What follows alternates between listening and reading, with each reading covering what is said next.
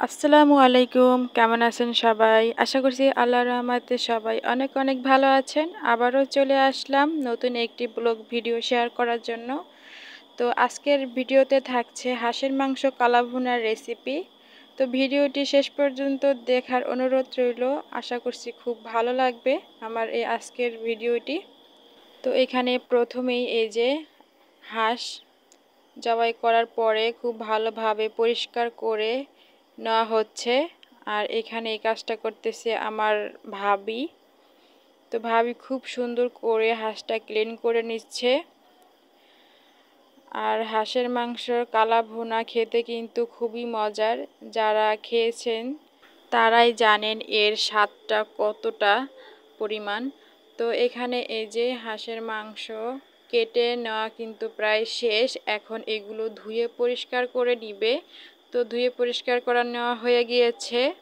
আর এখানে হচ্ছে এই যে রান্না বসিয়ে দেওয়া হয়েছে লার্কি চুলায়। পেঁয়াজ মরিচ তেলের মধ্যে ভেজে নেওয়া হচ্ছে হাঁসের মাংস রান্না করার জন্য। আর এই যে পেঁয়াজ হালকা ব্রাউন হয়ে যাওয়ার পরে আদা রসুনের পেস্ট দিয়ে কিছুক্ষণ তেলের মধ্যে ভেজে নিচ্ছে। আর রান্না করতেছে আমার মা।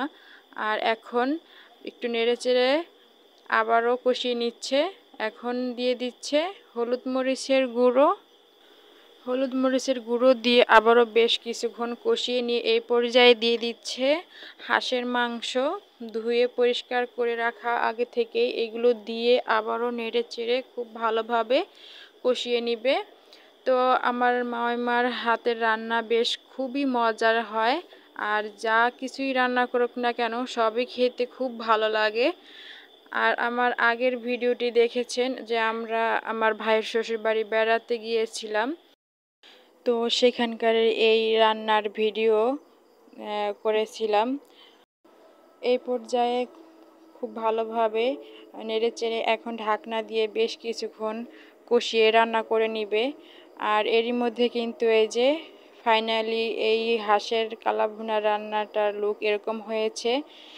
আর এটা খেতে এতটা মজা হয়েছিল বলে বোঝাতে পারবো না। তো আমরা সাদা ভাতের সাথেই খেয়েছিলাম। তাছাড়া আইটেম ছিল এই যে বাইলা মাছ, আলু আর বেগুন দিয়ে রান্না, সাদা ভাত, করলা ভাজি, পাতলার ডাল আর ছিল পায়েস ছিল। তো এখানে এই যে ভাত বেড়ে দেওয়া হচ্ছে প্লেটে প্লেটে। তো আমরা এটা দুপুরের খাওয়ার আয়োজন ছিল। আর এই যে খাওয়া দাওয়া শেষ করে তারপরে আমরা বেরিয়ে যাব, কারণ এখানে আমরা 2 দিন যাবত ছিলাম। তো এরই মধ্যে যে আমরা বেরিয়ে গিয়েছি বাড়ি থেকে, মানে ভাইয়ের শ্বশুর বাড়ি থেকে বেড়ানো শেষ করে নিজেদের বাড়িতে যাওয়ার উদ্দেশ্যে রওনা হয়ে গিয়েছি। আমরা সামনে যেয়ে এখন আমরা গাড়িতে উঠব। তো এখন এই চকের মধ্যে হাঁটতেছি ক্ষেতের মধ্যে। আর আমার ভাবি আপনাদের হাই বলে দিচ্ছিল। এখন বিকেলের টাইম 4টার সময়। এগুলি কি ঢেঁড়স গাছ না? ঢেঁড়স বা ভেন্ডি গাছ। বৃষ্টি হলে খুব ভালো হইব আর কি। ঘাস না, গাছগুলো সুন্দর সবুজ সবুজ গাছ। আর গ্রামের এমন মেঠো পথ দিয়ে হাঁটতে কিন্তু বেশ ভালোই লাগে। আমার কলার বাগানের মধ্যে দা হাইটা যাইতেছি ভাইয়ের শ্বশুর বাড়ি, মানে আমার তাওয়ের বাড়ি থেকে বেড়াইয়া এখন যাইতেছি। 2 দিন বেড়াইলাম। আল্লাহ আল্লাহ আবার কবে আসবো জানি না।